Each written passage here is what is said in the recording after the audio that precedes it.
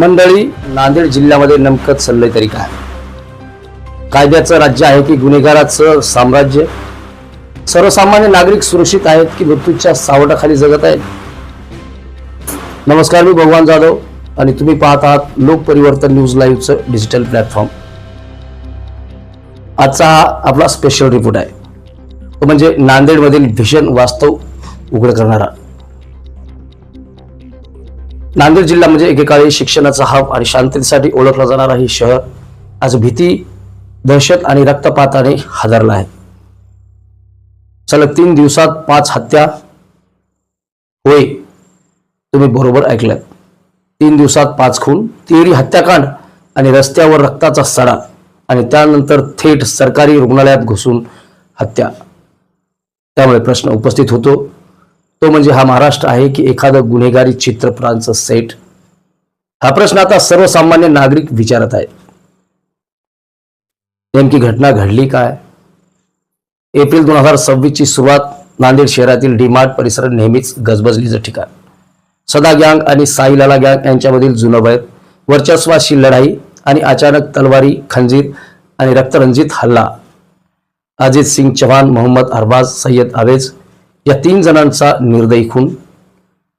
पण कहाणी इथे संपत नाही.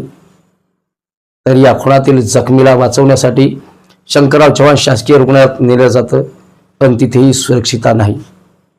सरकारी रुग्णालयात घुसून पोलीस आणि सुरक्षा रक्षकांच्या समोर जखमी व्यक्तीचा खून केला जातो. मंडळी, हा केवळ गुन्हा नाही, तर हा कायदा सुव्यवस्थेचा पूर्णपणे झालेला बोजवार आहे. त्यामुळे सर्वसामान्य नागरिक पोलीस यंत्रणेवर सवाल उपस्थित करत आहेत. सर्वात मोठा प्रश्न म्हणजे नांदेड पोलीस करत आहेत तरी काय? गुप्तचर यंत्रणा कुठे गायब आहे? हीच ती यंत्रणा जी गुन्ह्याचा पूर्व अंदाज घेत असते. जर गँगवॉर इतक्या मोठ्या प्रमाणात होणार होता तर त्याची माहिती आधी का मिळाली नाही? ही यंत्रणा फक्त कागदावरच काम करते का? असे अनेक प्रश्न उपस्थित होताना दिसत आहे. पोलीस गुप्तचर यंत्रणा पूर्णपणे फेल ठरली आहे काय? याच गँगवॉर प्रकरणातील आरोपीवर MPDA कायद्याअंतर्गत कारवाई झालेली आहे. पण पोलीस गुप्तचर यंत्रणा आणि न्यायव्यवस्थेने मोका सोडले आहे की काही आता संशोधनाचा हा विषय बनला आहे. त्यामुळे आता MPDA कायद्यावरही प्रश्न उपस्थित होतो आहे, तो म्हणजे कायदा कागदावरच आहे का? आणि MPDA कायदा आहे तरी कशासाठी? गुन्हा झाल्यानंतर दाखवण्यासाठी की गुन्हा होण्या आधी थांबवण्यासाठी?